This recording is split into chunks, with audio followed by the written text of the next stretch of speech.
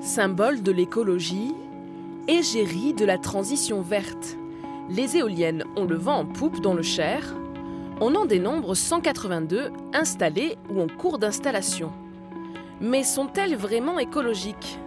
Pour les experts, c'est du côté de la biodiversité que le bât blesse. Les éoliennes ont une incidence en fait sur tout ce qui vole, les insectes, les oiseaux et les chauves-souris. Et les chauves-souris sont vraiment bien impactées.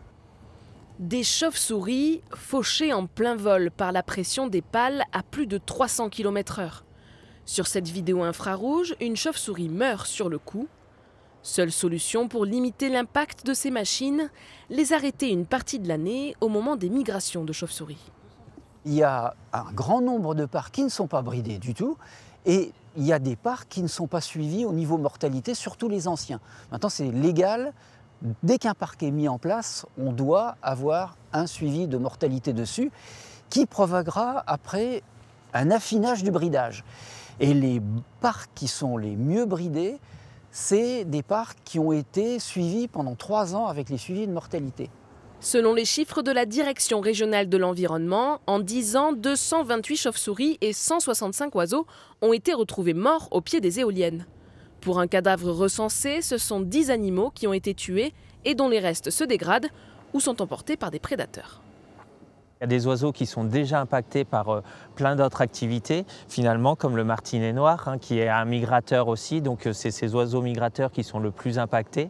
Et puis aussi, on a les rapaces qui, certaines sont déjà en faible effectif.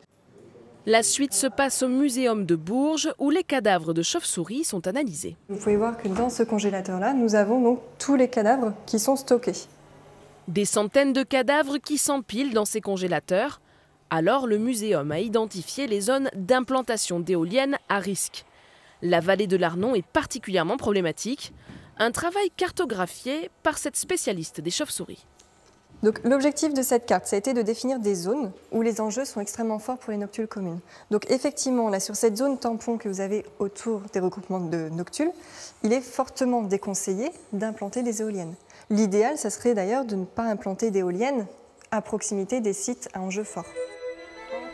Le muséum appelle les services préfectoraux à la vigilance. À moyen terme, les noctules, très impactés par les éoliennes, sont menacés de disparition. L'éolien, c'est aussi un secteur pourvoyeur d'emplois pour la région. À découvrir dans notre dernier épisode.